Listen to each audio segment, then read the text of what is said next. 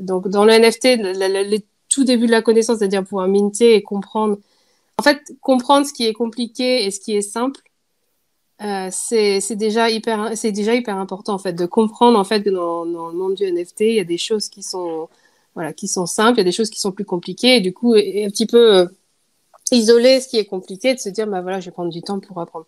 Les smart contracts, c'est quand même très compliqué à comprendre comment ça fonctionne, comment en créer un. Il y a des outils qui sont en train de se mettre en place, mais voilà, Oui, et voilà, moi j'aime bien cette idée parce que tu parles aussi parfois avec des entreprises en fait, et c'est de leur dire isoler vraiment, posez-vous la question, qu'est-ce que vraiment où est-ce que vous avez besoin de l'aide?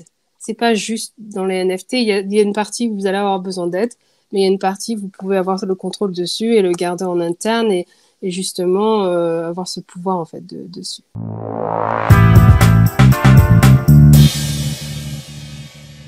bonjour à tous, bienvenue dans un nouvel épisode de Robert Spotlight. Robert Spotlight, c'est le podcast dont je suis le l'hôte et qui en gros donne la parole à toute personne impliquée dans le monde NFT. Et aujourd'hui, Robert Spotlight vous présente Lapin Mignon. Lapin Mignon, bienvenue sur le podcast. Salut Robert, merci beaucoup de m'inviter. J'ai très hâte de cette discussion qu'on va avoir tous les deux. C'est parfait. Donc, Lapin Mignon, tu es une artiste crypto depuis 2019. Ton art est tourné autour de, tu utilises donc c'est watercolor, donc c'est en gros tu utilises L'aquarelle, ouais. voilà l'aquarelle. Mm. En fait, je suis partie en 2019 avec un bagage très simple dans le NFT, c'est-à-dire mon aquarelle. Donc, je fais partie en fait parce qu'il y a eu un gros mouvement en 2000, enfin, tu sais, dans l'histoire du NFT, dans l'histoire du crypto art, où les gens sont arrivés avec l'art digital et ont vraiment exploré le filon. Moi, je suis un peu arrivée un petit peu par hasard sur le conseil d'une amie, Fanny Lacoubet, d'ailleurs, qui est D'accord. une grande actrice dans ce monde du crypto art, et Oui. qui m'a dit, écoute, vas-y, quoi, tu mets toutes tes petites choses sur Instagram, c'est hyper chouette. Et moi, je lui avais évoqué l'idée que je voulais, parce que voilà, j'ai 16 ans dans l'industrie, qui n'a rien à voir. Voilà, j'avais un job très sérieux, que j'adorais. Mais voilà, il y a une partie de moi qui voulait, en fait, continuer, être artiste, en fait. Et donc, elle m'a dit, D'accord. écoute, au lieu voilà, de penser à faire des études ou à reprendre, en fait, un cursus art le soir, et c'est le NFT. Et c'est là, en fait, qu'elle m'a envoyé une application sur mon Apple Store, en fait. Et du coup, j'ai téléchargé. Et c'est là que j'ai commencé, en fait, à télécharger, à charger mes aquarelles et à les mettre sur la blockchain. Mais j'avais très peu conscience de ce que je faisais, en fait. Et j'ai commencé à rencontrer la communauté. Et petit à petit, j'ai vu que les gens utilisaient beaucoup les outils digitaux. Et là, je me suis dit, mais ouais, pourquoi pas, depuis mon aquarelle qui est plutôt simple, en fait, la passer dans les outils un peu digitaux. Et donc, il y avait un petit logiciel dans cette application. Et là, j'ai commencé à manipuler, en fait, mes peintures. C'est passé tout d'abord par, voilà, en changeant les couleurs. Et je me suis rendu compte qu'une aquarelle qui pouvait être plutôt douce, voilà, un peu pastel, d'un seul coup, quand tu commences à triturer les couleurs et d'un seul coup, les couleurs peuvent devenir très un peu violentes, tu sais, un peu Oui. comme des néons. Et c'est comme ça, en fait, petit à petit, je me suis dit, mais en fait, l'outil digital avec une base analogue, comme l'aquarelle, finalement, il y a quelque chose qu'on peut faire. Et en fait, depuis 3 ans, mon but, en fait, c'est de pousser cette aquarelle au plus loin dans les outils digitaux, voir comment elle peut se marier avec ces outils digitaux, avec des outils, et aussi voir où est-ce qu'on peut la pousser de plus en plus loin avec les outils de la blockchain et du NFT. Donc vraiment explorer un maximum. Je suis pas toute seule à faire ça parce que j'ai des Oui. amis dans le coding et dans le développement, mais vraiment à se dire mais comment je peux pousser un maximum cet art qui est plutôt archaïque, traditionnel, l'aquarelle, et le pousser au plus loin dans le monde de l'univers technologique. D'accord, parfait. Merci pour cette belle présentation. Du coup, en fait, toi, tu utilises, en fait, l'aquarelle, c'est vraiment ton fer de lance. C'est-à-dire, tu pars de l'aquarelle et en fait, tu utilises ça comme point de départ et ensuite, tu essayes de trouver, en fait, des ramifications qui sont pas aujourd'hui explorées. Ouais, bah par exemple là, je vais te montrer, tu vois là, typiquement c'est une aquarelle que j'ai fini en fait récemment et D'accord? bientôt vous allez voir en fait cette aquarelle qui va apparaître en NFT, mais qui va être complètement retravaillée en fait. J'appelle ça l'aquarelle augmentée en fait, de réalité augmentée D'accord. parce que Ok. dans le sens où ça reste toujours l'aquarelle mais elle est tellement passée par l'outil digital que du coup elle est augmentée, tu vois, elle a quelque chose, Ok. elle a quelque chose de plus. Ce que je m'amuse souvent à faire, c'est à mettre, tu connais l'application Artivive? Non, Artivive, je en ne fait, connais pas. Artivive. ça, ouais, ça te permet de scanner, il y a quelque, en fait, avec ton téléphone, tu passes devant la peinture et d'un Ok. seul coup, l'application, enfin, la peinture peut s'animer. Donc, en fait, les gens peuvent voir en fait l'aquarelle. Donc, ils peuvent avoir l'aquarelle qui est telle qu'elle est et voir via Artivive la voir telle qu'elle est devenue en fait en tant qu'NFT. Donc, du coup, tu peux avoir les deux dans un seul support. Donc, ça, c'est assez rigolo. J'adore faire ça en fait. Et par D'accord. exemple, en 2021, j'avais fait une collaboration avec Future Art. Et en fait, c'est deux gars hyper sympas, hyper cool, qui sont dans la musique et en Australie. Et ils ont fait, ils sont de plus en plus connus parce que là, ils ont fait vraiment des gros trucs récemment. Mais bon, il y a un an et demi, ils commençaient voilà, à monter leur truc. Et en fait, l'idée, c'était de faire une espèce de grande boîte de nuit dans Sydney et de projeter en fait des NFT, du crypto art. Donc à fond les ballons, donc les gens étaient dans cette ambiance. En plus, t'imagines, nous on était en plein confinement encore, tu vois, Oui. on rentrait, parce que moi j'habite en Angleterre, mais on rentrait dans notre troisième ou quatrième confinement, on était, voilà, on pouvait pas sortir. Et d'un seul coup, ils m'envoyaient ces photos où ils étaient en Australie en train de danser. C'était la boîte de nuit totale dans des endroits hyper branchés en fait de ciné. Donc tu avais ces trucs projetés. Et entre autres, en plein milieu, tu avais une aquarelle qui était accrochés et les gens, tu les voyais danser, passer avec leur téléphone et sur leur téléphone, tout d'un coup, ils tombaient de l'autre côté en fait de l'aquarelle et d'ailleurs cette aquarelle, c'était un lapin devant un énorme champignon qui faisait référence à Alice au pays des merveilles, si tu veux. Ok. Et en fait, quand tu passais de ton téléphone devant, d'un seul coup, tu tout basculais dans le monde du crypto art et de l'NFT et tu voyais donc cette aquarelle complètement changer, s'animer et vraiment passer en fait de l'autre côté. Et c'est un peu ma métaphore que je faisais entre l'art traditionnel, le monde de l'art traditionnel et d'un seul coup ce mouvement underground, tu vois, qui est le crypto art et qui, voilà, où beaucoup de gens, tu vois, comme nous, sont passés, sont tombés dans le trou dans le terrier du lapin. Et du coup, voilà. Donc, il y a un peu, ouais, il y a un peu cette métaphore-là dans mon travail de temps en temps. D'accord. C'est cool. Et donc là, du coup, j'étais désolé parce que je vais peut-être te faire répéter. En gros, j'étais en train de regarder, donc c'est bien futureart.io. Ouais, c'est ça. D'accord. Et du coup, toi, ils ont exposé une de tes œuvres pendant la période de confinement, c'est bien ça? Ouais, c'était en mars 2021. Ok, d'accord. Juste avant le gros boom juste au Oui, moment oui, du oui. boom du Ouais, crypto art, en fait. oui, oui. Exactement au même moment, pendant ce temps-là, nous, on était en train d'exposer, en fait, du crypto art à Sydney c'était dans un espace d'exposition qu'ils avaient converti en fait en boîte de nuit en fait. Et D'accord. c'était exceptionnel, vraiment Ok. exceptionnel. Et du coup, toi, tu as assisté à ça à distance? Tu étais présente Ouais, c'était à distance? c'était à distance. Bah, déjà, on était tous confinés. Et c'est vrai qu'avec le crypto art, on a tendance à ne pas bouger de toute façon pour aller voir les expositions, etc. Donc du coup, non, c'était à distance et d'autant plus qu'on était en plein confinement à ce moment-là. En tout cas, au Royaume-Uni, j'étais même en school from home, tu sais, à faire l'école à la maison. Donc, Oui, non, il n'y avait pas moyen que malheureusement je m'échappe pour aller d'accord. assimiler. Ok. Et du coup, l'événement, en fait, il était diffusé, en fait, c'était un live stream. Est-ce que c'était dans le métavers? C'était diffusé comment? Non, c'était vraiment quelque chose c'était en endroit physique en fait. Et il y avait pas encore ce bridge avec la métavers. Je sais que maintenant D'accord. ils ont énormément travaillé là-dessus. Ils ont fait un Ok. énorme truc avec, je crois, avec Samsung, Yahoo, Ok. et j'ai vu, ils ont mis des vidéos où il y avait un show dans Sydney, Donc, t'imagines au-dessus de l'opéra avec les drones, en fait, qui faisaient un show, des trucs énormes. Donc, ils ont vraiment, en fait, beaucoup, beaucoup d'ampleur. Mais bon, voilà, là on parle voilà, d'un an et demi auparavant. Et c'était vraiment, je crois que c'était la deuxième session enfin, la deuxième exposition, en fait, qu'ils faisaient avec Future Art. D'accord, Et c'était ok. cool. C'était vraiment cool. Parfait. Tu as évoqué Fanny Lacoubé tout à l'heure. Donc, Mhm. c'est elle qui t'a un peu, enfin, qui t'a donné la graine du NFT. Je vais avoir deux questions parce que tu es également NFT advisor, si je dis pas de bêtises. Artist Advisor, ouais, ouais. Pardon, artist advisor. Donc, du coup, la première question assez rapide, c'est qu'est-ce que tu faisais avant le monde NFT? Et ensuite, la deuxième question, c'est en gros, est-ce que tu peux décrire qu'est-ce que tu fais en tant qu'artist advisor?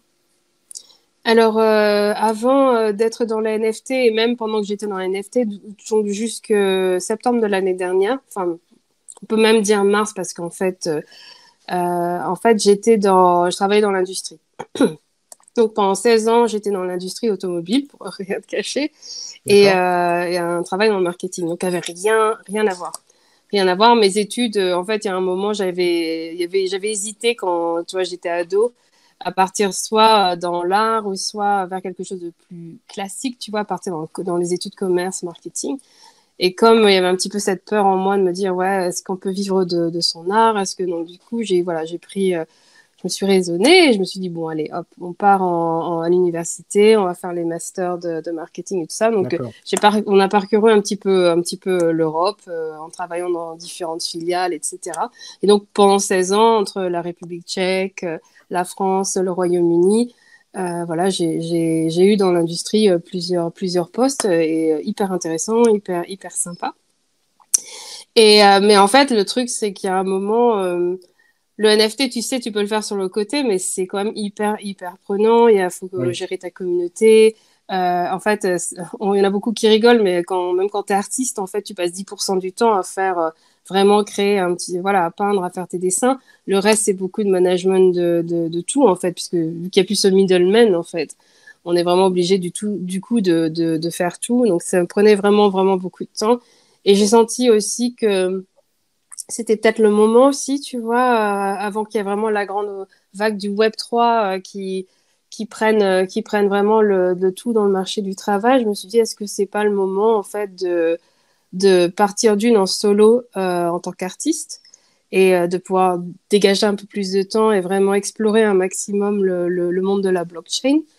Et de deux, je me suis rendu compte en parlant avec beaucoup d'acteurs, en fait, dans le domaine du NFT que, en fait, en 3 ans, j'avais énormément accumulé de connaissances, énormément accumulé de contacts. J'avais un réseau, en fait, qui était assez grand. Et là, je me suis dit, il faut que je mette ça aussi à profit. Et c'est là que Fanny m'a dit, écoute, elle voulait développer, en fait, cette branche dans l'Alart. Donc, l'Alart, c'est une entreprise qu'elle a développée et qui est dans le conseil pour les collectionneurs. Et elle avait cette branche pour les artistes et elle avait envie en fait de développer un peu plus ça. Et là, je dis bah écoute, je suis là quoi, allons-y toutes les deux. Et Fanny, c'est une copine justement que j'ai rencontrée quand on était à Prague, qu'on a commencé nos carrières professionnelles il y a 16 ans en fait à Ok. Prague. Et on a vraiment moi j'ai passé 2 ans, elle a passé un an sur Prague, mais on a vraiment passé énormément de temps ensemble. Rien à voir avec le NFT. On Oui. était plutôt genre, elle faisait du tricot. Enfin, c'était rigolo quoi. Quand on y pense, on était vraiment dans deux univers complètement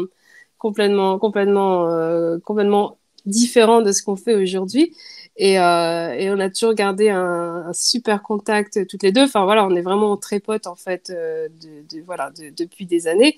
Et quand j'avais vu son parcours où elle partait petit à petit dans l'art digital, parce qu'elle était partie dans l'art, elle était partie après dans le domaine digital dans l'art, et après, quand j'ai vu partir dans le NFT, je comprenais rien du tout à ce qu'elle faisait, et c'est vrai que je m'y étais pas trop intéressée jusqu'au jour où elle m'a dit, écoute, voilà ce lien, vas-y. Donc voilà, donc du coup, on s'est lancé toutes les deux depuis des mois, et quelques mois maintenant, et c'est génial, parce que du coup, on a beaucoup des artistes du milieu traditionnel D'accord. qui nous contactent.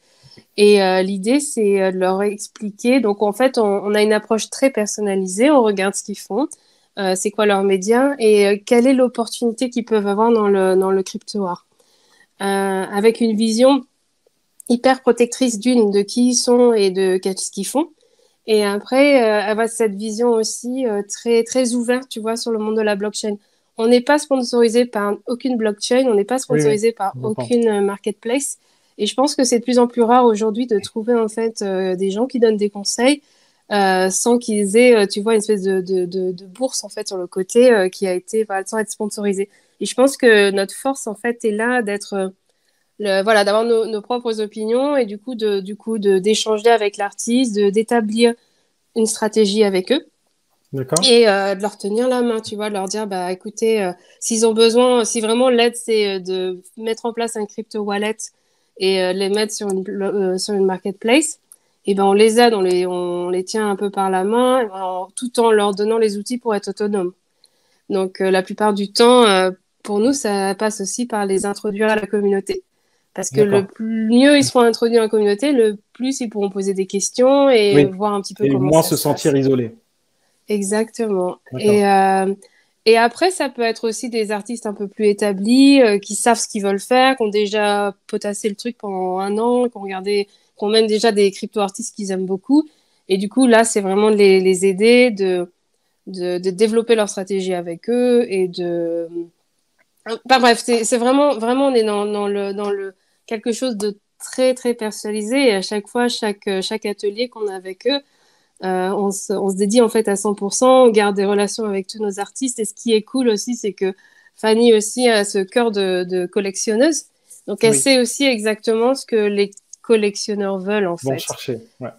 Et ça, c'est sympa. Même si une partie de moi me dit, faut pas faire ce que les collectionneurs veulent, mais voilà, t'es l'artiste. Mais c'est aussi sympa de comprendre et d'avoir un petit peu, d'avoir des choses un peu tangibles, de comprendre en fait ce que veulent les collectionneurs et puis voilà, juste de voir si ton travail colle ou ne colle pas. Ça sert à rien d'aller acheter énormément d'Ethereum si tu t'aperçois que voilà, ce que tu vas faire sur la blockchain, c'est peut-être assez expérimental. C'est bien d'expérimenter, mais je pense qu'il faut être au courant et de se dire, bon, bah voilà, on y va tout doucement, on fait pas par pas, ou si on voit que vraiment il y a du potentiel, là on dit, bon, bah écoute, vas-y, voilà, telle plateforme, c'est exactement ce qu'il te faut, t'es dans la tendance, donc voilà, tu vas bien marcher, ou si c'est quelqu'un qui est un peu moins, on dit, bon, bah voilà, on va essayer en fait de, de, de ménager un peu les attentes aussi. On n'a pas envie que tous nos artistes pensent que c'est facile, parce que c'est Oui. pas facile. Oui, bien sûr, bien sûr. Et donc, du coup, le format atelier, en fait, c'est quoi? C'est une journée, c'est une semaine, c'est 4 heures, c'est un format qui se déroule comment?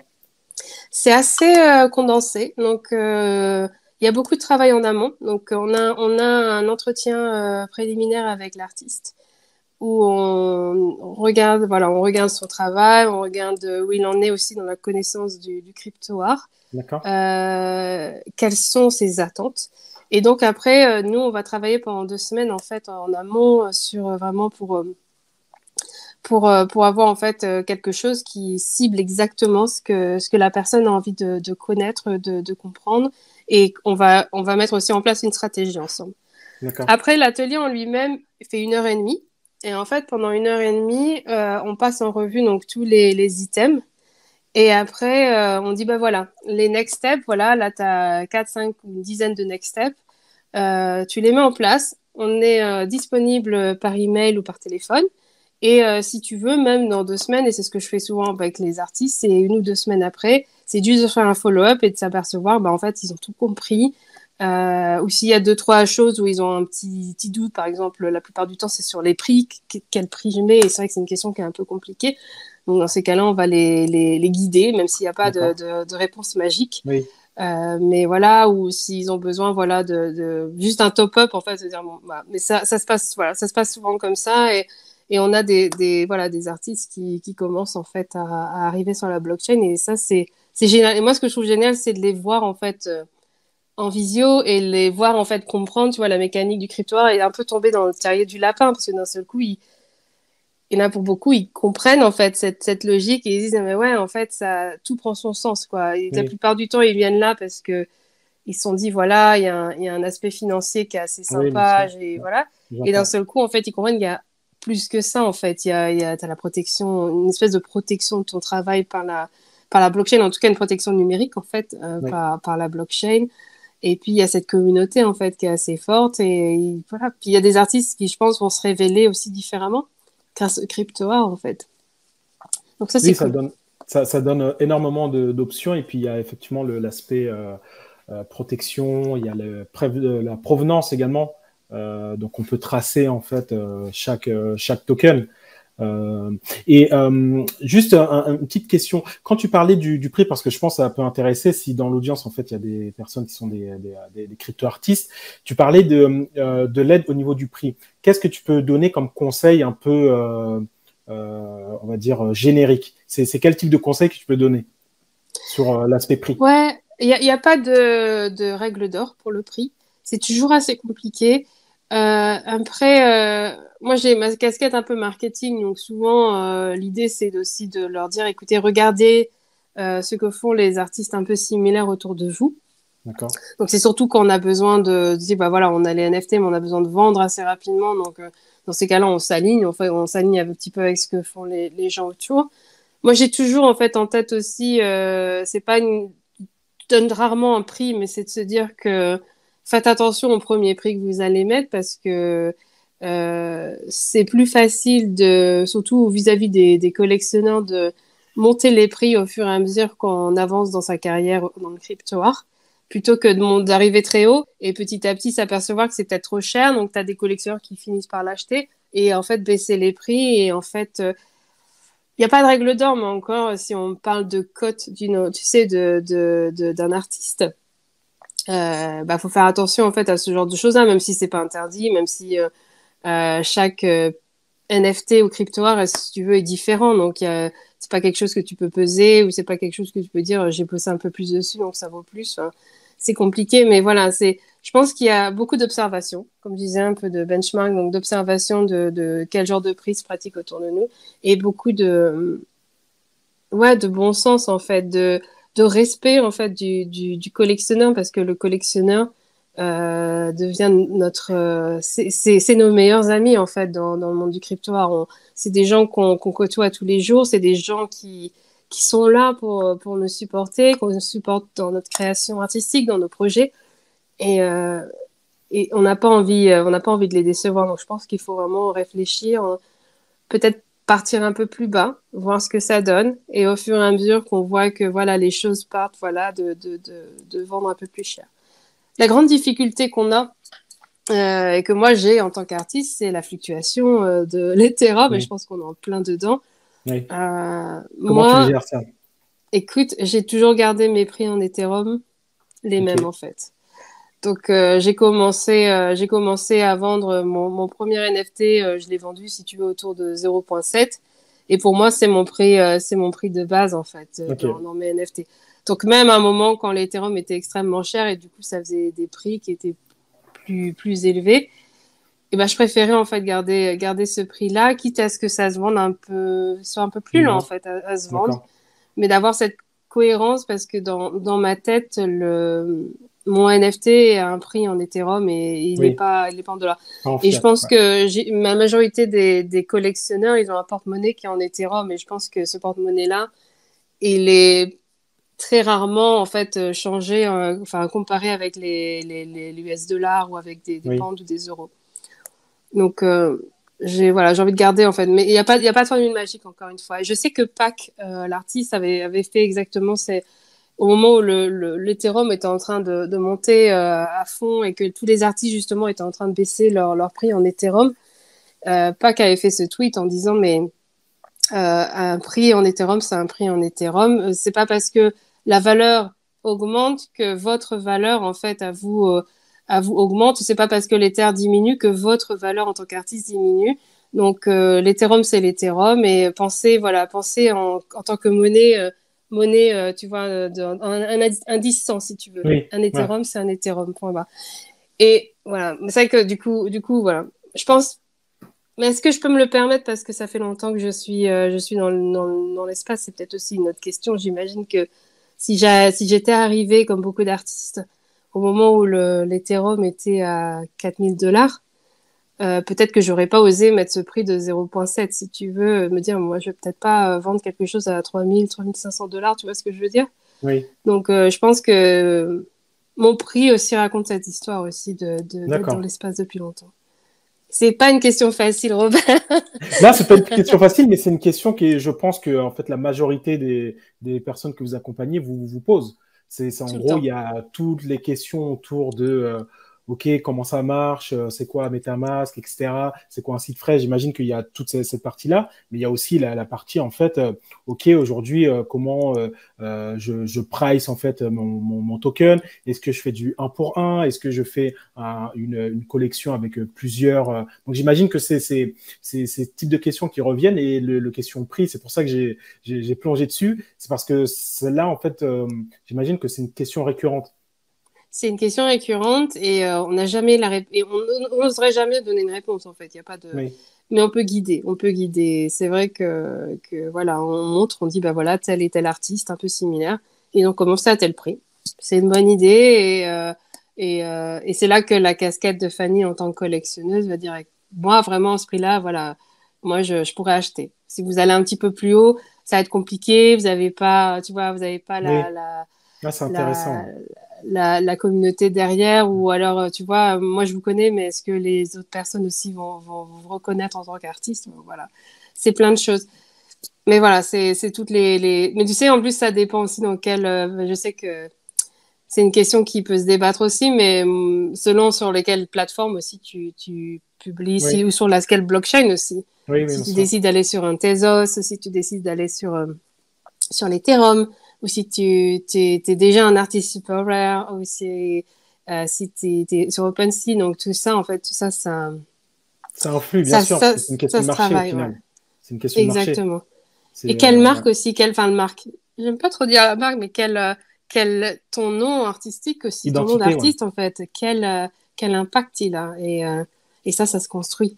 Et il y a des artistes qu'on voit et qui sont déjà très imposés dans le monde de l'art traditionnel, qui vont faire des galeries, etc.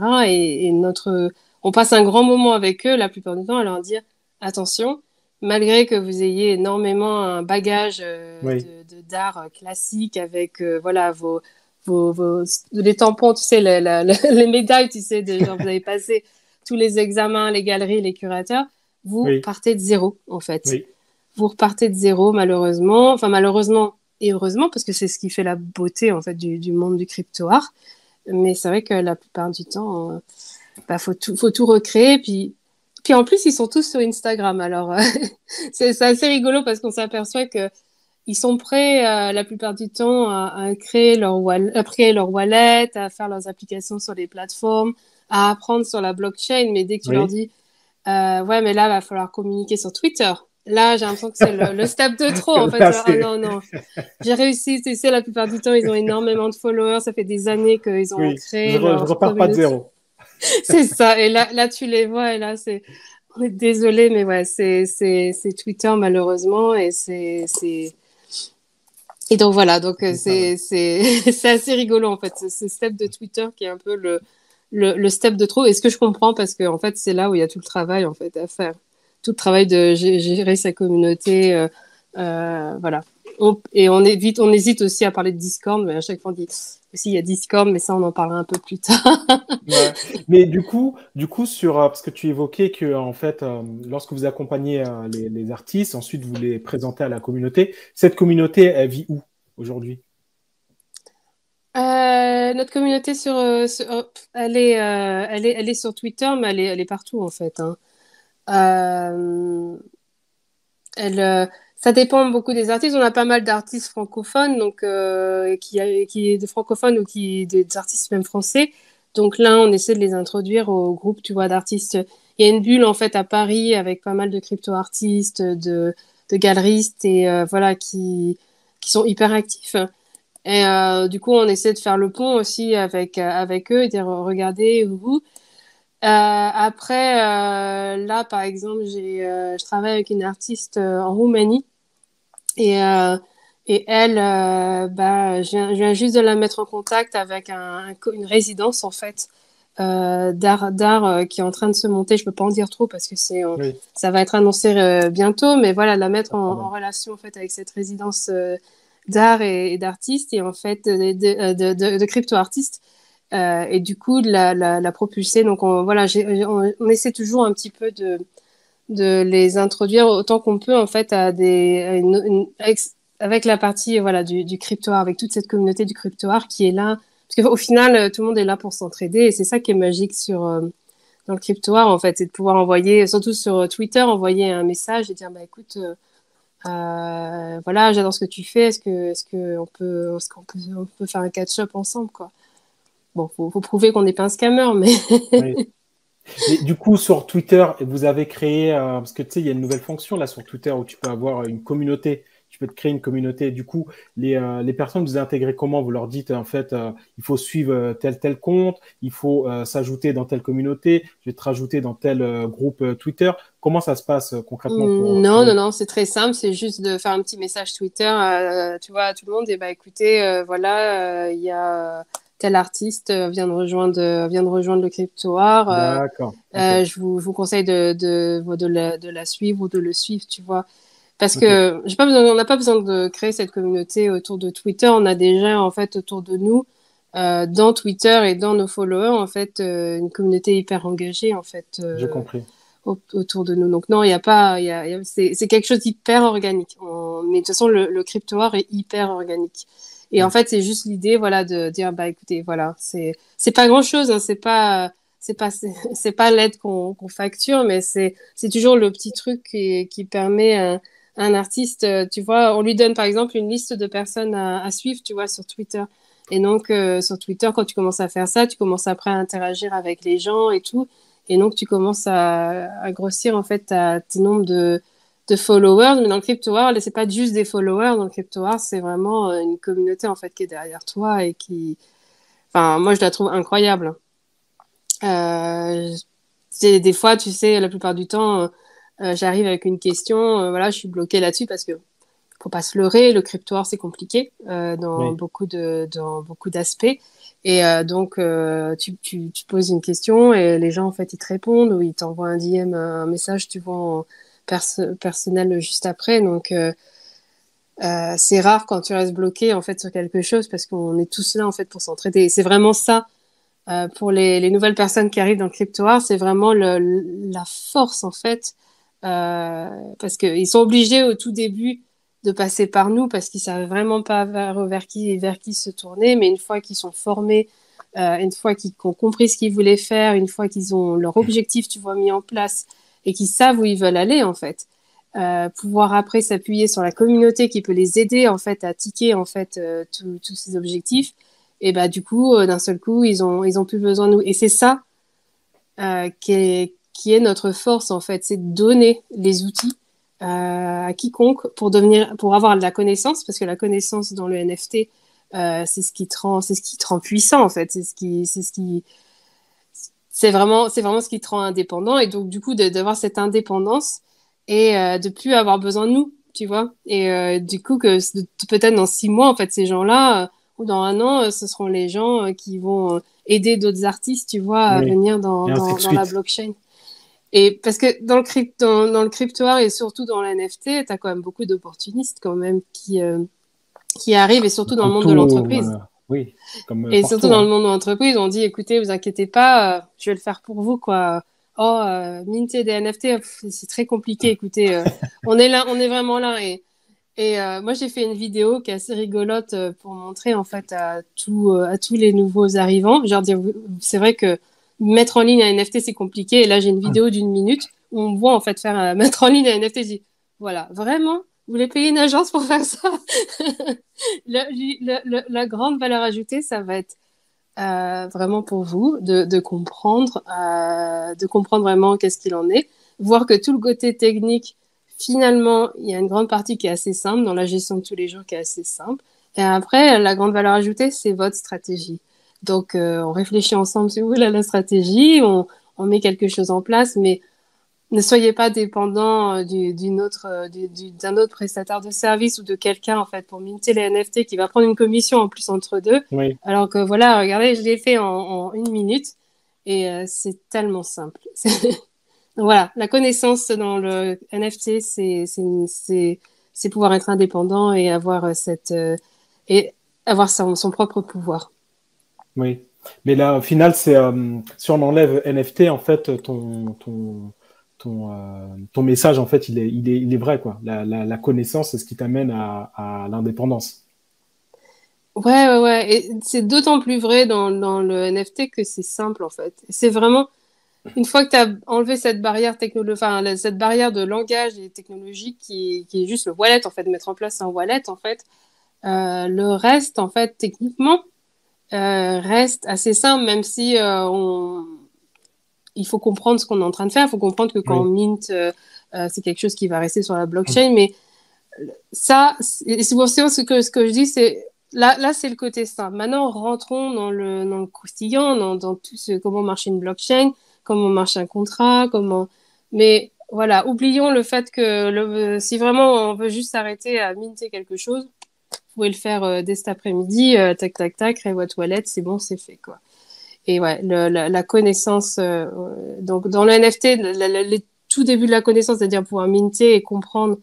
En fait, comprendre ce qui est compliqué et ce qui est simple, c'est déjà hyper important en fait de comprendre en fait que dans le monde du NFT, il y a des choses qui sont voilà qui sont simples, il y a des choses qui sont plus compliquées et du coup et un petit peu isoler ce qui est compliqué, de se dire bah voilà, je vais prendre du temps pour apprendre.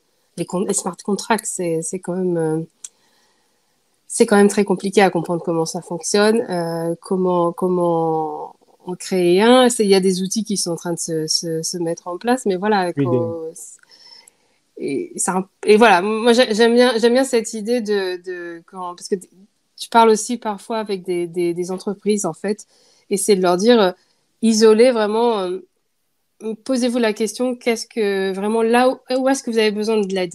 C'est pas juste dans les NFT, il y a une partie où vous allez avoir besoin d'aide, mais il y a une partie où vous pouvez avoir le contrôle dessus et le garder en interne et justement avoir ce pouvoir en fait dessus. parfait. Tu as également été, donc là on parlait de ton côté accompagnatrice de crypto artiste. Tu as également un côté speaker parce que je vois que tu as intervenu en fait à Lisbonne, donc une conférence NFT. Qu'est-ce que tu peux dire donc c'était en avril, hein, c'est ça, début avril Ouais, 2022. ouais, j'étais à Lisbonne. Ah, c'était trop cool. Donc, j'ai été invitée par le NFC, donc le Non-Fungible Conference, donc qui se passe à Lisbonne et qui a pour vocation de se répéter maintenant tous les ans, qui est un petit peu cette conférence qui réunissait en fait les crypto-arts. Donc, vraiment, on était loin en fait des gros projets NFT enfin, il y avait des projets NFT, mais on était vraiment dans quelque chose d'un peu je vais dire un petit peu plus puriste, tu sais, on n'était pas, je pense que c'était le côté un peu très européen, tu vois, du crypto art. On n'était pas, voilà, dans ces gros projets, dans ces grosses startups, tu vois, qui arrivent. Voilà, on était dans quelque chose où moi, j'étais à l'aise, donc il y avait beaucoup de crypto artistes qui étaient là et j'ai fait une conférence. Donc, en fait, je suis intervenue 2 fois. J'ai fait une conférence sur l'histoire, enfin, sur mon histoire du crypto art depuis 2019 et expliquer comment les choses ont changé depuis 2019 que je suis dans le crypto art. Donc, tout simplement, tu vois, juste par le fait, par exemple, que quand j'ai commencé crypto art, on ne vendait pas de crypto art, on s'échangeait les choses gratuitement, en fait. Et donc, c'est comme ça qu'on a commencé. Moi, j'ai un portefeuille, tu vois, où j'ai 1000 NFT de 2019 qu'on s'échangeait en fait gratuitement parce qu'en fait, l'idée, c'était, voilà, de collectionner, d'avoir des copains qui faisaient des NFT, on échangeait avec eux, j'en faisais, je les distribuais gratuitement. Et donc, on a D'accord. créé, en fait, cette communauté, autour de nous et on mesurait le succès juste par quelle vitesse, en fait, les choses partaient assez rapidement nos pièces en fait partaient rapidement, donc c'était quand même un autre monde.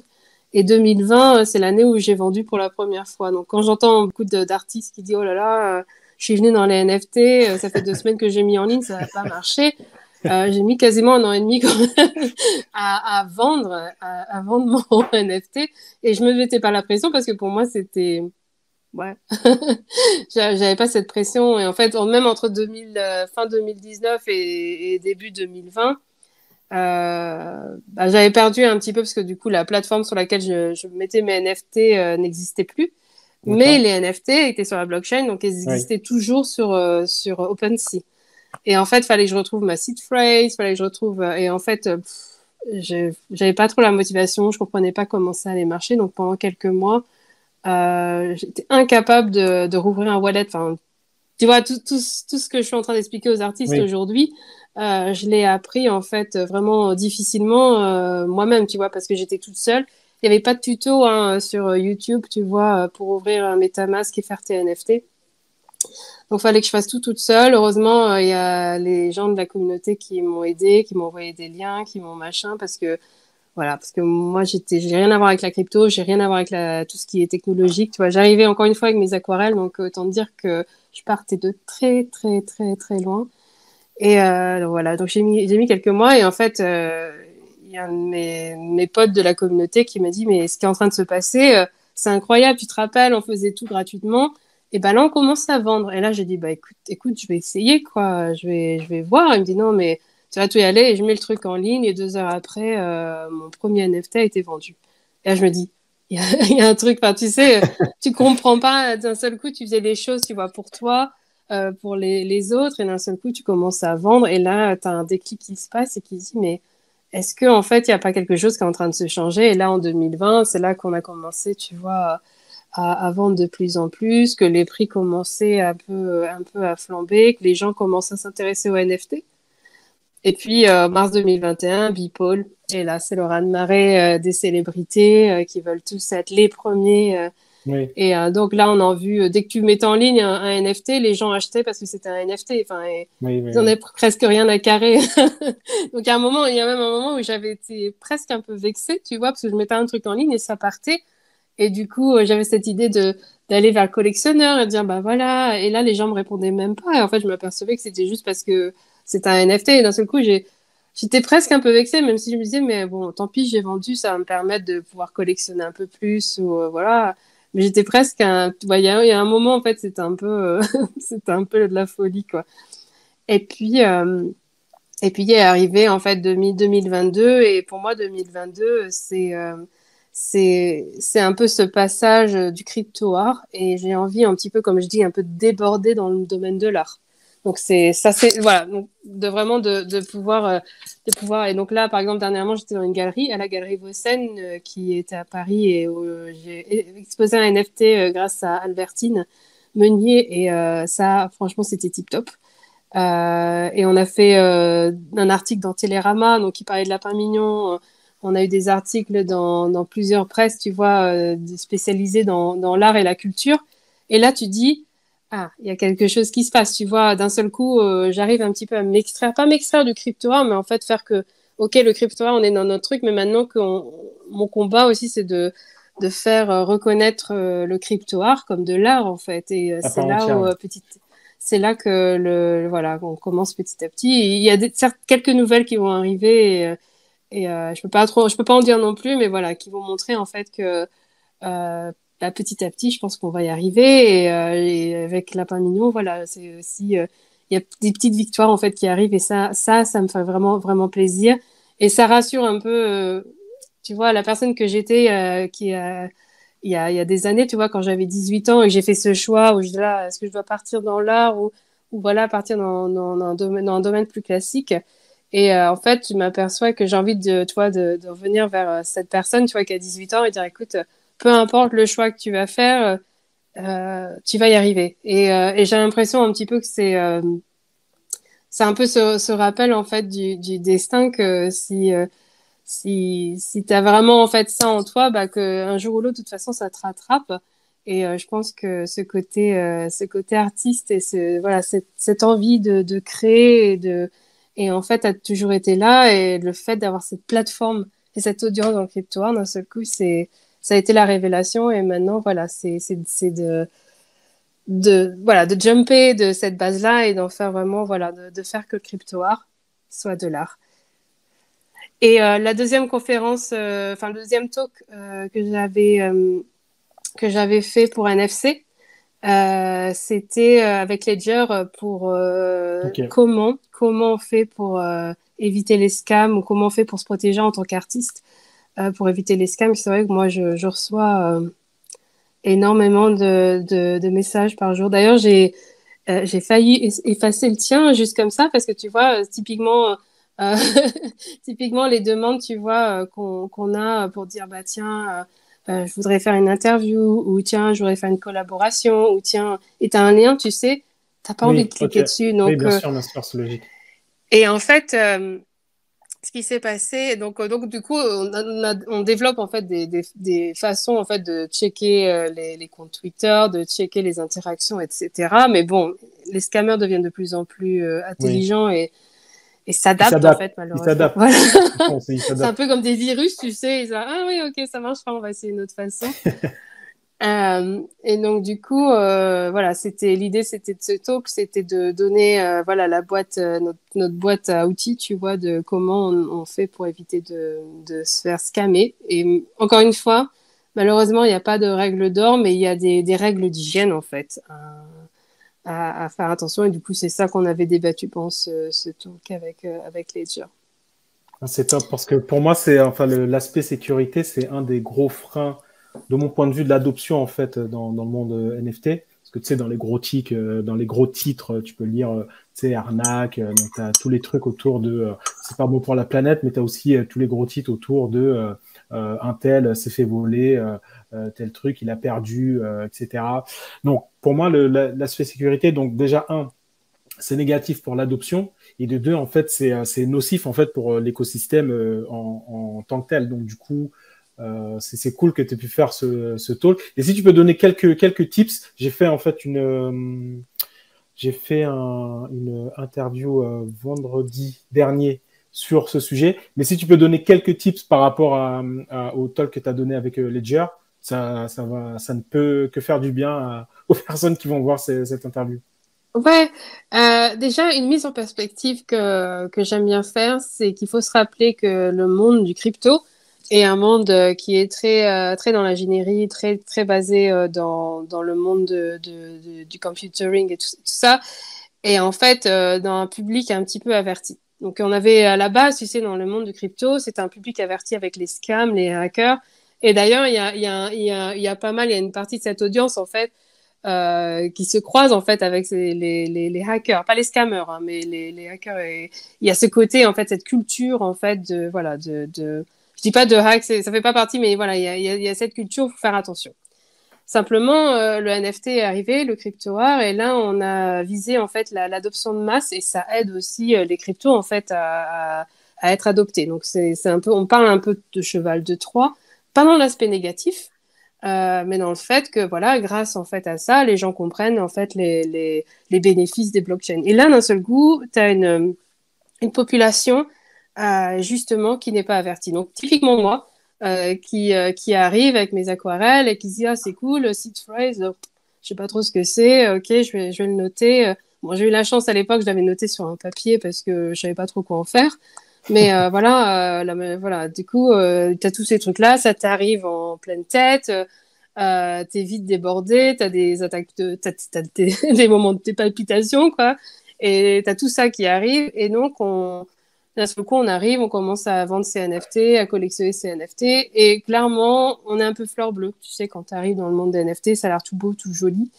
Et les scammers, ils l'ont très bien compris, que les gens qui arrivent par le biais du NFT et du crypto art, enfin voilà, du NFT de façon en général, c'est un public qui est très facile à scammer. Et c'est là qu'il y a eu malheureusement tous ces problèmes. Donc en fait, la première chose, il faut se méfier. Malheureusement, tout n'est pas beau, tout n'est pas rose. Donc la première chose, c'est de se méfier. C'est voilà, à chaque fois qu'il y a un email qui arrive ou quoi que ce soit, c'est de se dire de toujours prendre un petit peu de recul. Est-ce que c'est vraiment cette personne? Parce que moi, j'ai eu des emails, par exemple, de Fanny qui me dit, ouais, est-ce qu'on peut se faire un catch-up? Et là, je me dis, ouais. Et là, moi, j'étais au moment où j'étais sur le point de répondre. Et en fait, je m'aperçois que sous le beau nom Fanny Lacoubé, parce que Google a tendance à mettre que le nom, mais à cacher en fait l'adresse email si tu fais Oui, pas attention. Et au moment de répondre, je m'aperçois que bah c'est une adresse en .ru, tu vois. Et là, je ok. fais, bah attends, mais voilà, c'est donc là. Voilà, typiquement, tu vois, il y a certains mécanismes qu'ils ont compris que, toi, j'avais un peu baissé mes gardes, parce que je me suis dit, bah, c'est Fanny, elle veut faire un catch-up, ok, je lui réponds, et là, tu sais, tout de suite, le réflexe, j'ai fait, ah, ok, c'est pas la bonne adresse, il y a un truc. Mais si tu fais pas gaffe, tu commences à répondre, à interagir, à cliquer avec son lien. Donc, d'une, être méfiant. De deux, ne pas cliquer sur des liens. Et ça, c'est là que c'est dur parce que moi, je sais qu'il y a certainement énormément d'opportunités que j'ai ratées pour des collaborations. Donc souvent, la façon dont je fonctionne, c'est s'il y a quelqu'un qui veut faire une collaboration avec moi, c'est souvent de communiquer par quelqu'un de mon entourage, donc d'avoir quelqu'un un petit peu qui est référé à De moi, confiance, ok. de confiance. Donc c'est comme ça que je vais plus faire attention, mais la plupart du temps, je réponds pas en fait, malheureusement, aux messages. Et l'autre aussi, la seed phrase. Bah ouais, mais jamais l'enregistrer sur un ordinateur et encore moins sur des fichiers partagés. En tout cas, moi, c'est mon conseil. Voilà, et tout, voilà, éviter de, et jamais personne ne demandera une seed phrase. Personne, personne, personne. Donc, si quelqu'un arrive en disant oui, pour la seed phrase, c'est quoi? Donc là, tous les drapeaux rouges, quoi, alerte, alerte, quoi. Personne ne demandera une seed phrase. Personne ne demandera les private keys. C'est un peu comme la banque, quoi. C'est comme si la banque appelait et qu'elle disait bonjour, voulez-vous nous donner votre code bancaire et votre numéro derrière la carte, quoi. On le donnerait pas et c'est pareil. C'est pareil dans le monde du crypto, mais encore une fois, ça passe par cette éducation, voilà, faire attention et surtout avoir un wallet en dur, en fait, un cold wallet. Surtout je dis, on est obligé d'avoir un hot wallet comme MetaMask etc. Donc on est obligé pour la vie de tous les jours. Je sais qu'on peut se connecter sur des sites via son Ledger, mais je conseille pas. Le Ledger doit rester déconnecté un maximum.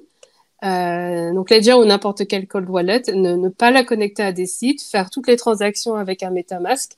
Et dès qu'on a un NFT qui vraiment, on pense qu'on a envie de garder et qui nous plaît, qu'on serait vraiment malheureux de perdre, ou qu'on a vraiment quelques cryptos, voilà, qui sont sur un compte et qu'on a vraiment envie de se dire de les sécuriser, on les met sur un cold wallet, quoi. Donc moi, je sais que j'ai un Ledger, mais il y a plein de marques en fait qui font Il y a deux acteurs principaux, il y a des Ledger et cold wallets Trésor. Ouais. et Trésor, voilà. Et donc voilà, mais voilà. Et c'est drôle parce que mon développeur Tagashi, avec qui on travaille beaucoup ensemble, et il a vraiment à cœur de faire cette éducation aussi. Donc je sais pas si tu as vu, on est en train de faire, on a un projet ensemble qui s'appelle la Millionverse, donc qui est un projet. J'attendais que tu termines pour faire la transition Ouais, sur bah, Minionverse. écoute, juste sans parler de Minionverse, mais en fait, par rapport à ce Minionverse, en fait, Tagashi a cette idée de rassembler une communauté autour de nous et d'éduquer en fait gratuitement les gens parce que lui, il est développeur, il est codeur, il sait exactement comment fonctionnent en fait les scams, les hacks et tout ça. Dès qu'il y a un hack qui se passe, d'ailleurs, si c'est quelqu'un d'excellent à suivre parce qu'il voit très vite ce qui se passe, il est le premier à alerter la plupart du temps. Voilà, la première fois, il y avait, par exemple, il y a quelques semaines, il y avait OpenSea qui s'était fait hacker son Discord. Il a été dans les premiers à essayer de réveiller tout le monde en disant, faites attention, OpenSea a été hacké. La même chose quand il y a eu Beeple, quand Beeple s'était fait hacker Oui, oui. son Twitter. Il a essayé très vite d'avertir tout le monde et ce qu'il a fait très rapidement, c'est qu'il publiait en fait le wallet des hackers pour montrer faites attention, là on est arrivé à 30 Ethereum, des gens se sont fait piquer ça et ça et ça.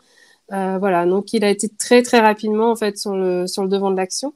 Et en fait, il a cette idée de pouvoir rassembler un maximum de gens et d'avoir un petit peu et d'éduquer les gens justement et de dire bah, le Web3 et le NFT c'est tellement puissant, on peut pas laisser les scammers en fait tout détruire parce que c'est bête. Donc du coup, il faut que ça passe par l'éducation et une fois que les gens seront éduqués, on en revient encore, tu vois ce qu'on disait au début, bah c'est voilà, c'est avoir cette puissance de feu et d'action et ça va passer par un petit peu c'est pas énorme, mais un petit peu d'éducation, un petit peu de règles d'hygiène.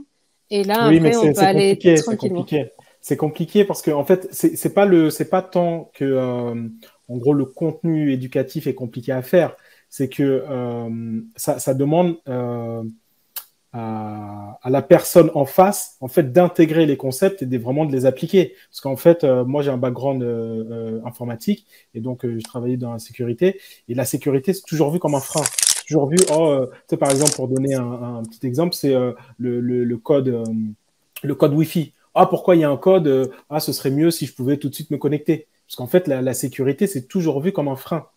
Et Mm. l'avantage, en fait, dans mon... Enfin, c'est pas un avantage, mais on va dire que c'est compliqué de sensibiliser et d'éduquer sur ces aspects-là. Mais l'avantage des NFT, c'est vu que les assets, en fait, ils ont une valeur pécuniaire, les personnes qui se font scammer, en fait, ils apprennent malheureusement par la voie la plus dure, finalement. C'est en gros, ils voulaient pas apprendre, mais le, ils vivent quelque chose qui les force à apprendre. Et tu as un très bon point parce que c'est vrai que l'une des conclusions aussi de ce talk, c'était de se dire qu'en effet, même si tu te fais scammer, il faut pas avoir honte.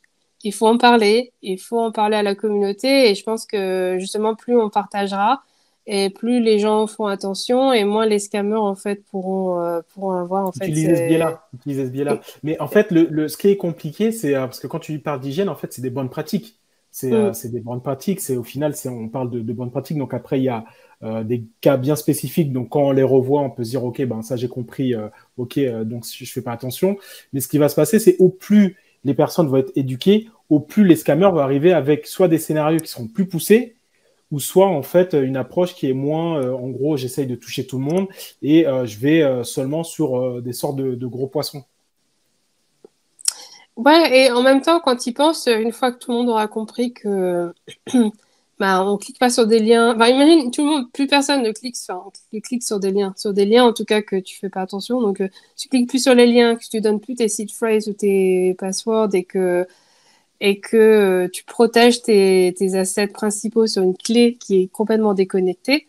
Je pense que tu peux enlever, en fait, les scammers d'un seul coup, tu vois, ils ont Oui, beaucoup bien moins sûr, c'est de champs de d'action, zones tu vois. d'exposition, ouais, c'est clair. Et à un moment, bah, ça va s'amoindrir. Il y en aura toujours, hein. Ça fait partie de Ouais. l'écosystème. C'était la même chose dans le Web 2.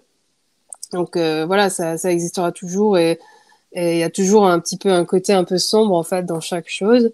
Mais voilà, là pour le moment, ce petit côté sombre, c'est un moment, ça envahit tout le monde, quoi. Et encore une fois, parce que voilà, on n'est pas éduqué, et c'est là que c'est compliqué. Il y a toute cette discussion de se dire, est-ce qu'il faut rendre le NFT, le Web3 plus accessible?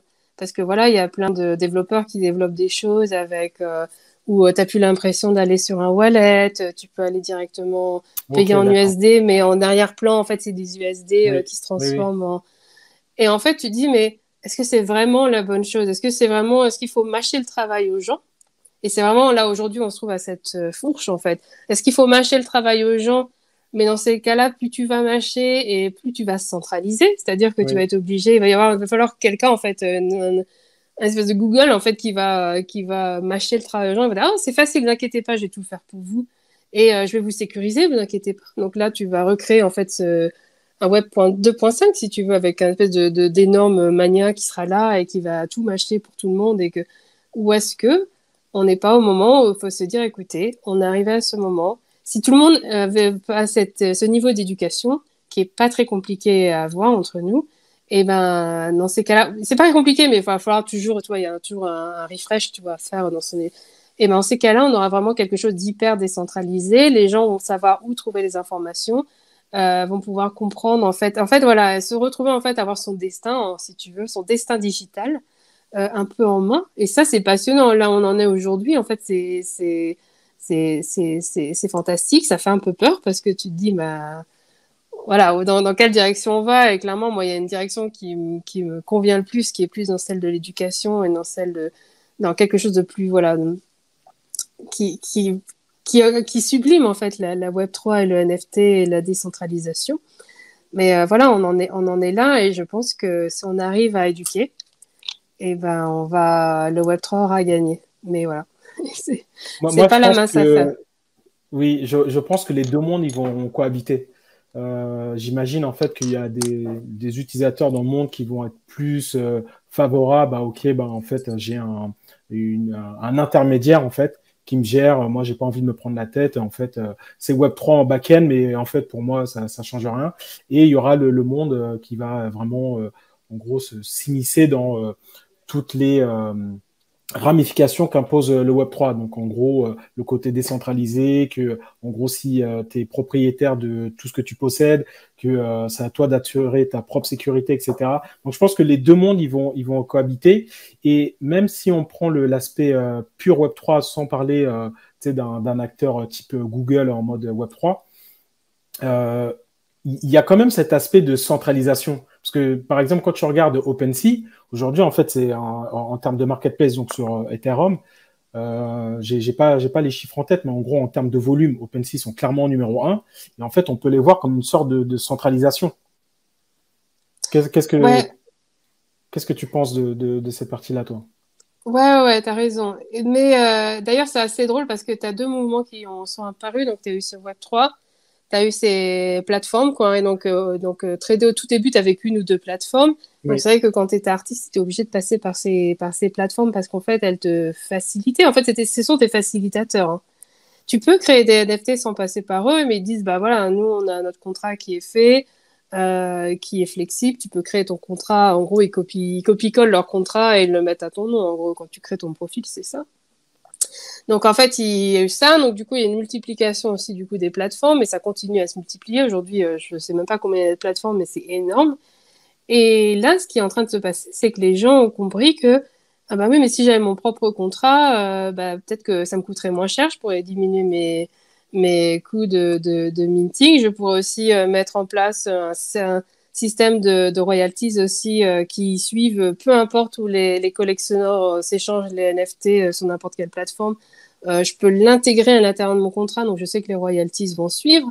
Et en fait, il y a ce mouvement, et ça a été surtout initié par Manifold, qui permet aux artistes de créer leur propre contrat. Petit à petit, les gens commencent à avoir un intérêt à se dire, bah ouais, je suis pas dépendant d'une plateforme, je peux faire mon propre contrat. Et ce que maintenant font les plateformes, type Super Rare, c'est de se dire que, ou même OpenSea, ils intègrent ton contrat. Donc ils disent, bah écoute, pas de problème, viens avec ton contrat. Donc toi, tu arrives, c'est comme si tu arrivais dans un supermarché avec ton étalage, si tu veux. T'as besoin, t'as limite pas besoin d'eux, mais eux, ils ont presque besoin de toi, en fait, que tu sois là. Donc, tu arrives avec ton smart contract, tu dis, bah, écoutez, pas de problème, moi, j'installe mon smart contract dans SuperRun, dans OpenSea. Et donc, tu as cette émergence, en fait, de crypto-artistes qui commencent, en fait, ou qui sont vraiment dans ce flux de créer leur propre contrat. Moi, je sais que j'ai la chance de travailler avec CryptoKage ou avec Tagashi et on développe en fait nos propres contrats et je m'aperçois de la puissance en fait que de se détacher en fait euh, des, des plateformes, surtout quand tu as des projets. Je parle pas de quand tu fais des trucs voilà unique, tu vois, mais voilà de pouvoir se détacher de ça et de récupérer en fait cette puissance. Et je pense que encore une fois, c'est venu avec cette éducation. On a été formé par les plateformes. On a compris comment ça fonctionnait. On a compris qu'il y avait des choses qui fonctionnaient un peu moins. Et donc, du coup, il y a des acteurs qui sont arrivés et bah, écoutez, on va vous donner les outils maintenant. Donc, Manifold, c'est toujours proxy, mais qui permettent aux artistes de créer leur propre contrat. Et t'imagines, c'est puissant en fait. D'un seul coup, ils peuvent minter de n'importe où. S'ils veulent minter de leur propre site web, ils le font. S'ils veulent minter, et ouais, c'est vraiment puissant. Donc j'ai l'impression il y a le mouvement en fait qui est venu vers la centralisation, vers des plateformes. Ces plateformes se sont multipliées et aujourd'hui on a cette décentralisation qui revient en fait par la meilleure compréhension des artistes des smart contracts et par l'émergence de, de, des gens comme Manifold, en fait, des outils qui donnent en fait des outils à disposition. d'accord. Ok. Ça, c'est important ce que tu dis sur la partie smart contract, parce que justement, en fait, le côté. Donc moi, je parle d'OpenSea parce que c'est ce que je connais le plus, c'est en gros ce dont tu parles en fait, c'est le contrat à partager parce qu'en fait quand tu crées donc sur la plateforme tu peux créer en fait très rapidement ta page de collection est mintée, mais en fait quand tu vas minter sous leur contrat et en fait c'est un contrat qui est partagé et ce qui se passe c'est que la blockchain en fait elle va toujours montrer que celui qui a créé ce token qu'au final c'est toi qui mint, ben c'est pas toi en fait, c'est la marketplace. Et donc c'est hyper important en fait du point de vue d'un artiste sur le côté en fait authentique d'avoir en fait son propre smart contract. Donc avant il fallait en fait passer par l'aide en fait c'était obligé de passer par l'aide d'un développeur blockchain et aujourd'hui en fait on voit de plus en plus l'émergence en fait de plateformes type no code qui permet en Mm. fait juste avec des clics de pouvoir en fait retranscrire ok moi je veux faire ça et ben en back-end en fait la plateforme no code elle retranscrit ça en code et elle va l'inscrire en fait au niveau de la blockchain. Ouais, en fait, on a toujours été nommé comme créateur, mais en fait, le gros souci qu'il y avait, c'est qu'on était en effet dépendant du contrat de la plateforme. Mais par exemple, l'excellent exemple, c'est Non-Origin. Non-Origin, qui est d'ailleurs une excellente plateforme pour les artistes et qui font tout pour la préservation de l'esprit artiste. Donc vraiment, j'ai une admiration folle pour cette plateforme.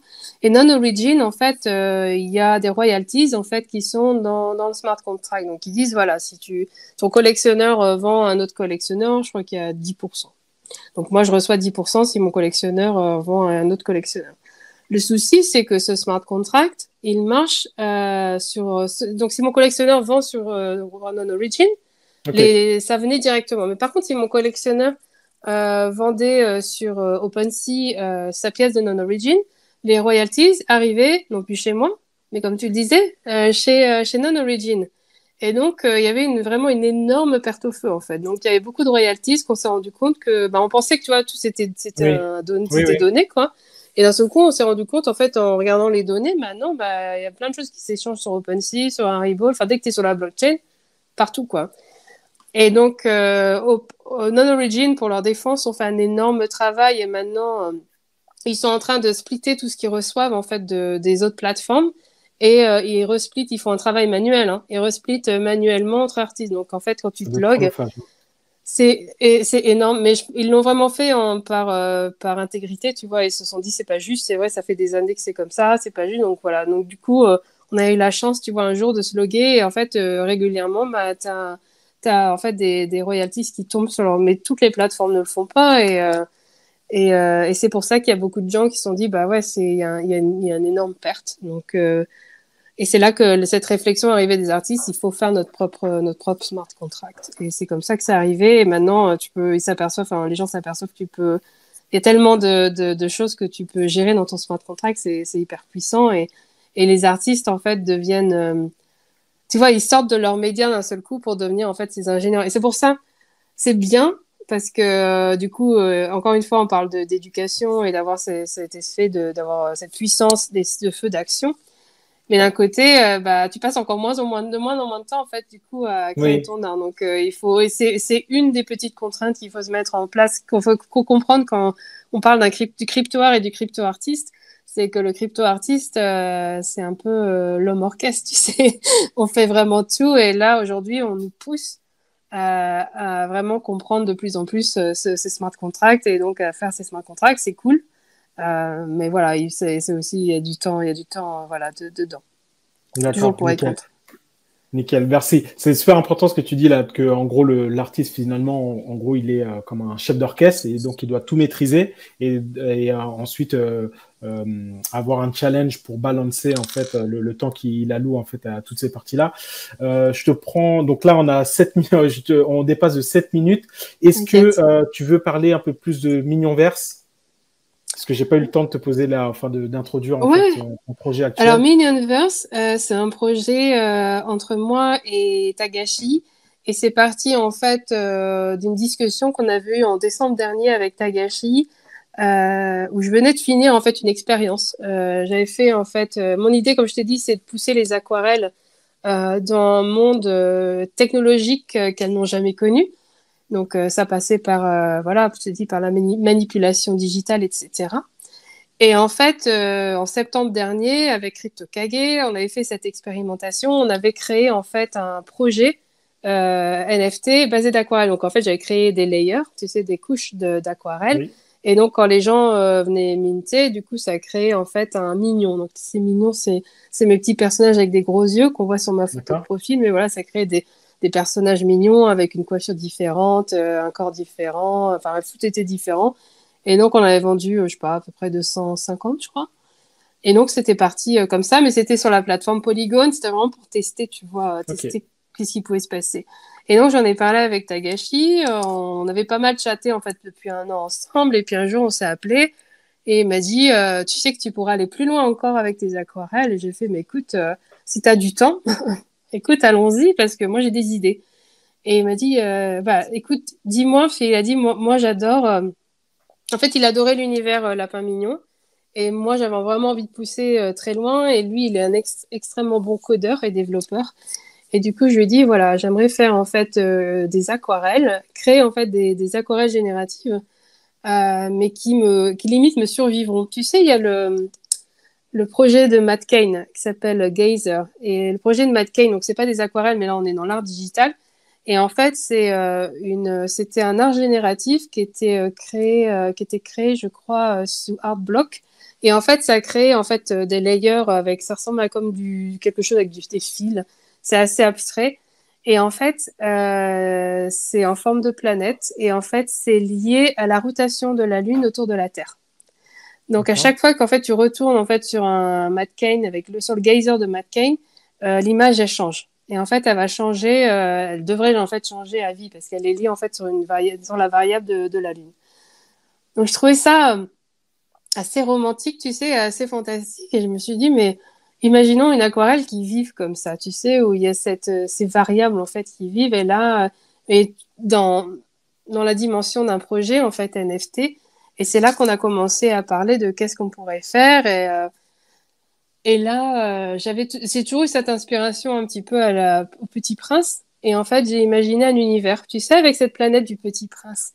Et Oui, j'ai imaginé en fait cet univers où un petit peu où les gens pourraient accéder à une espèce de métaverse, qui est la Minionverse, pourraient accéder à une planète générée et où les choses vivraient en fait au fur et à mesure des jours, de la nuit, des saisons et des choses arriveraient.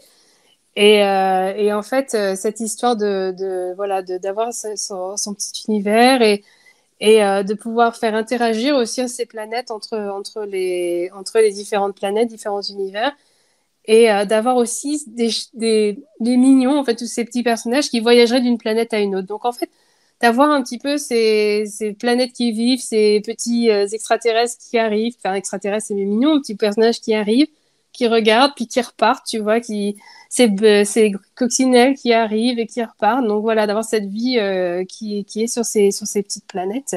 Et autour de ça, il y a une histoire qui est pour moi très inspirée de Jules Verne. Et donc, c'est une histoire qui est vécue en live en ce moment par nos premiers collectionneurs et qui en fait parle de la découverte de la Minionverse grâce à voilà, des recherches qui ont été faites par une astrophysicienne dans les années 1875.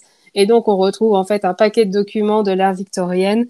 Et donc, aujourd'hui, on est en train, avec tous mes collectionneurs, en fait, tous nos collectionneurs, d'analyser ces documents, de comprendre ce qui se passe. Et donc, et en fait, Tagashi est en train de mettre en place tout un système. Tu sais, Choose Your Adventure, donc ces livres dont tu es le héros. oui, oui, On oui. est vraiment dans ça, en fait, dans cette idée que les collectionneurs, en fait, vont devenir les héros de cette exploration de la Minionverse. Et là, on va arriver dans la Minionverse.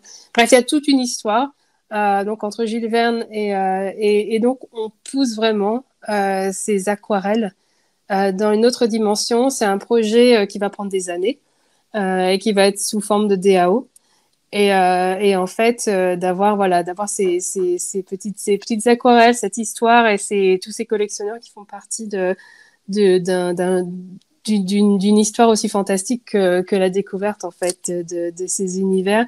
Et il va y avoir beaucoup d'interactions. J'aime bien parler de soft metaverse parce qu'il y aura en fait cette interaction entre les gens. Ça va pas être un univers 3D, tu vois, comme on peut avoir sur Sandbox, mais tu auras quand même un univers qui sera représenté et où les gens pourront intervenir, pourront s'envoyer des choses aussi entre planètes, tu vois. D'accord. Donc il y a vraiment tout un très mignon. C'est un Et on est écosystème. vraiment C'est un écosystème. voilà, c'est un écosystème et on est vraiment dans le très mignon. On est vraiment dans mon univers. Et j'ai vraiment hâte en fait de rassembler tous ces gens en fait autour de ce thème et de les faire un peu rêver. Et je pense qu'on en a un peu besoin en plus en ce moment. Donc voilà. Donc là, on a passé notre première step des 17 visionnaires. Ok. Donc les 17 visionnaires, c'est ce qu'on appelle les gens qui croient en notre projet malgré qu'on n'ait rien, mais voilà, qui croient en notre projet, qui veulent nous aider à investir. Et dans cette histoire, en fait, ils nous aident à réparer ce vieux télescope de 1875. Donc, ils nous aident en fait à investir et à découvrir cette Minionverse.